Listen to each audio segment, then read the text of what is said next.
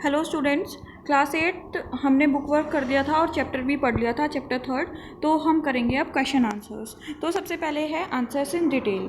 तो first question है, with the help of an experiment how will you prove that plastics are bad conductor of heat. कि आप किसी experiment की help से कैसे प्रूव कर सकते हो कि प्लास्टिक्स जो है बैड कंडक्टर ऑफ हीट होते हैं। तो सबसे पहले हम लिखेंगे इसका ऑब्जेक्टिव क्या है। ऑब्जेक्टिव मतलब हमें प्रूफ क्या करना है। उसके बाद हम प्रोसीजर लिखेंगे कि हमने एक पेन में हॉट वाटर लिया, साइड में फिगर बनाई हुई है, मैंने सेम फिगर बनानी है आप लोगों को भी नोटबुक में।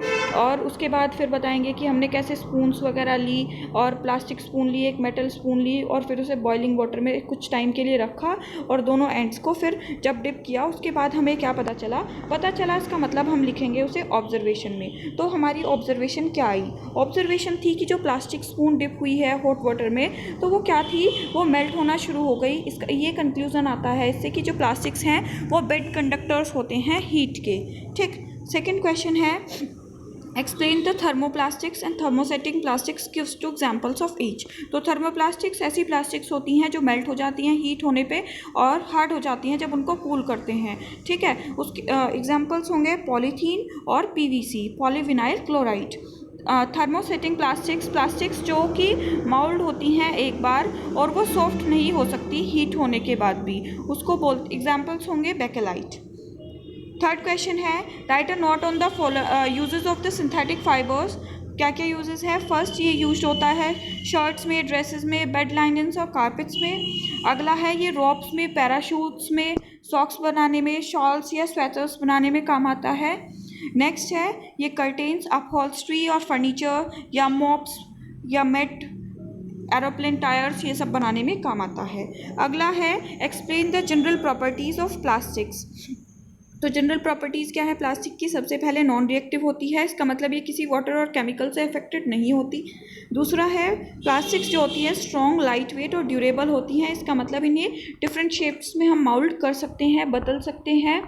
नेक्स्ट है plastics do not show thermal conductivity. क्यों? क्योंकि ये बेड कंडक्टर्स होती हैं हीट की और हैंडल्स बनाने के ही काम आती है ये सिर्फ। अब नेक्स्ट है प्लास्टिक्स जो है इलेक्ट्रिकल कंडक्टिविटी शो नहीं करती, ये क्या होती है? इंसुलेटर्स, और ये वायर की कोटिंग्स बनाने में काम आती है। गिव रीज़न में फर्स्ट है इलेक्ट्रिकल वायर्स जो है उनकी प्लास्टिक की कोटिंग होती है। तो क्यों? क्योंकि प्लास्टिक आंसर होगा because plastics do not conduct electricity, इसलिए कोटिंग में यूज हो सकते हैं। दूसरा है जो कुकिंग पेन्स होते हैं और उनके हैंडल्स जो होते हैं वो प्लास्टिक्स के बने होते हैं। क्यों? क्योंकि प्लास्टिक जो है बेड कंडक्टर होता है हीट का। अब थर्ड है जो क्लॉथ्स बनते हैं सिंथेटिक फाइबर्स के, वो कंफर्टेबल नहीं होते पहनने के लिए। क्यों? क्योंकि वो कपड़ों पे चिपक जाते हैं, स्टिक हो जाते हैं, और जो पर्सन उन्हें पहनता है फिर वो जो स्वेट होता है उसको प्रॉपरली एब्जॉर्ब भी नहीं कर पाते। अगला है प्लास्टिक आर्टिकल्स जो होते हैं वो ज़्यादा पॉपुलर होते हैं than that of metal one. क्यों? क्योंकि एक तो वो लाइट वेट होते हैं, डिफरेंट वेराइटीज़, कलर्स वगैरह ऐड होते हैं इसमें। ठीक है, ब्रीफ क्वेश्चंस होंगे। What is polymerisation? Give an example of natural polymer. तो पॉलीमराइजेशन एक ऐसी प्रोसेस होती है जिसमें डिफरेंट मोनोमर्स यूनिट्स जो हैं वो एक लार्ज पॉलीमर फॉर्म करती हैं। एग्जांपल है नेचुरल पॉलीमर का सेल्यूलोज, प्लांट में होता है fibre, cotton fibre. Second question होगा, name the synthetic fibres which resemble silk and wool. Answer होगा इसका सबसे पहला रेयन, आर्टिफिशियल सिल्क बोलते हैं, अक्राइलिक को आर्टिफिशियल वूल बोलते हैं। थर्ड है give two example of each of the following, rayon, nylon, bakelite.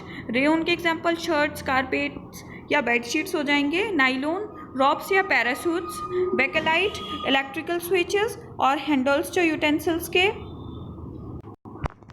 Next question है, what is meant by tensile strength, how it is properly utilise in certain applications. Tensile strength मतलब कि वो कितना strong, elastic power क्या होती है fibre की, और ये इसलिए डिस्क्राइब होता है कि जितनी हाई टेंसाइल स्ट्रेंथ होती है किसी भी फाइबर की वो उसको अलाउ करता है कि वो हैवी लोड्स को बिना ब्रेक, बिना टूटे क्या कर सकते हैं, कैरी कर सकते हैं।